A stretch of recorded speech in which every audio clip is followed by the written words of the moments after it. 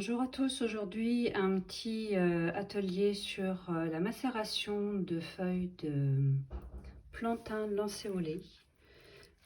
Alors pourquoi je fais cette préparation là aujourd'hui? Parce que des beaux jours arrivent et puis les petites bébêtes sortent de leur tanière, elles ont les crocs et si vous êtes comme moi et que vous réagissez plutôt en inflammation et assez mal avec leur morsure, eh bien, ce sera un très bon allié pour vous, notamment lorsque vous allez avoir une très forte inflammation, beaucoup de démangeaisons. Le macérat de plantain a l'avantage d'être un antihistaminique naturel. Alors, on s'en servira également en tisane si vous êtes à tendance allergique avec le nez qui coule, etc. Moi là, voilà, je l'ai cueilli ce matin dans un petit endroit qui est pas loin de la maison. Et comme il doit y avoir des passages d'animaux, évidemment, je le cueille, je ne prends pas les feuilles sur le même pied. J'essaye de vraiment ne pas épuiser le pied à la cueillette, de manière à pouvoir lui permettre de repousser euh, le- l'année d'après. Donc là, j'ai juste plongé dans l'eau et on pourra lui mettre un peu de vinaigre blanc façon salade, comme les grands-parents faisaient à l'époque, hein. Donc très simplement, un petit plongeon. Voilà, et puis on va aller le mettre à sécher sur un torchon. À tout de suite. Donc voilà, là je viens de le déposer sur le torchon pour l'enlever le maximum d'humidité. Et puis vous le tamponnez comme ça, gentiment, jusqu'à ce qu'il soit le plus sec possible. Voilà, l'idée c'est que lorsque l'on va faire la macération dans de l'huile, c'est qu'il y ait le moins d'eau possible pour éviter l'apparition de germes dans la préparation. Voilà. Alors pour la préparation de la macération, il ne faut pas grand chose. Vous voyez, une paire de ciseaux, de l'huile de pépins de raisin. Alors sans faire de pub, hein, bien entendu, vous faites avec ce que vous avez près de chez vous.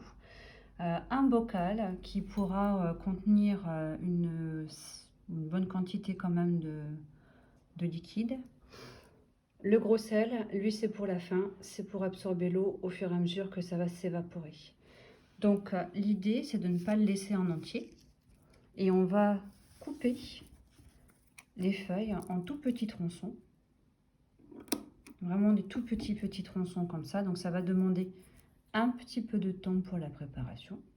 Mais là, l'idée c'est de récupérer les actifs de la plante que l'on mettra donc dans le bocal.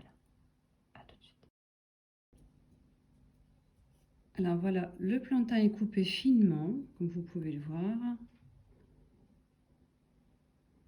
Maintenant, bon, je n'ai pas fait une grande quantité parce que ça n'a pas encore beaucoup poussé dans mon coin.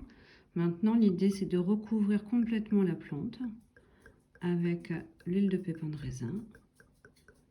Et ce sera le seul ingrédient, on va dire, qui sera utilisé.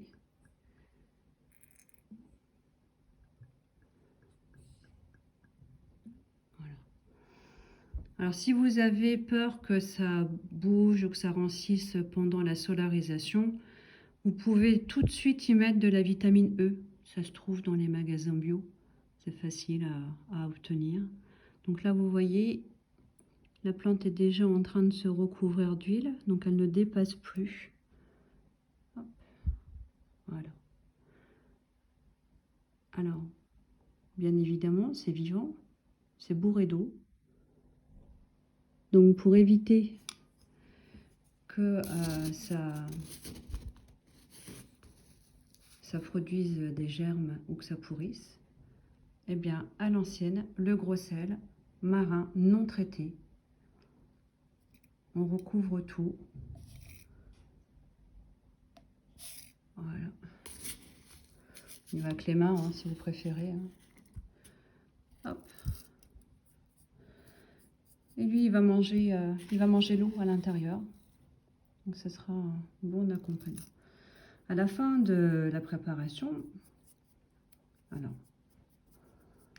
on filtrera tout ça, donc le sel ne sera pas mélangé avec l'huile, ça ne se mélange pas. Donc maintenant, l'idée c'est de recouvrir de manière à ce que ce ne soit absolument pas hermétique. Donc vous pouvez prendre un torchon, un morceau de tissu recouvert de... Les miens sont recouverts de cire parce qu'ils servent pour les aliments. Vous voyez, avec la chaleur de la main, la cire forme, hop là. Toc. Et si on a peur que ça s'ouvre, il y a un petit élastique. La solarisation se fait sur une source de chaleur que l'on va essayer d'avoir le plus constant possible. Alors comme il ne fait pas encore super chaud, je dirais que derrière une fenêtre et sur un radiateur, ce sera parfait. Toutefois, la première chose que vous allez faire, c'est déjà mettre la date à laquelle vous avez débuté, puisqu'on gardera ça 21 jours, et le mettre à l'intérieur d'un papier craft. Parce que sinon, l'huile va être abîmée par les UV et on va perdre les propriétés attendues. Donc, on met la date, on recouvre d'un papier craft, on place ça sur un radiateur ou, si on a de la chance d'avoir et le radiateur et la fenêtre, ça serait parfait. Recouvert du papier craft pour protéger des UV et on patiente pendant 21 jours. Au bout des 21 jours, vous verrez que l'huile aura changé complètement de couleur puisqu'elle sera devenue vert foncé. On reprendra notre préparation, on la filtrera avec un filtre à café pour ne garder que l'huile. Et après, je vous referai une petite vidéo avec ma préparation puisque moi je mettrai de la vitamine E et je ferai fondre au bain-marie la préparation avec des paillettes de cire d'abeille de manière à obtenir un baume un petit peu structuré. Sinon l'huile, après, vous pouvez tout à fait la garder comme ça. Et après, vous avez juste à la poser sur les bobos. Des petites bébêtes qu'aura croqué votre peau avec frénésie. Voilà. Bonne expérience à vous. À très vite.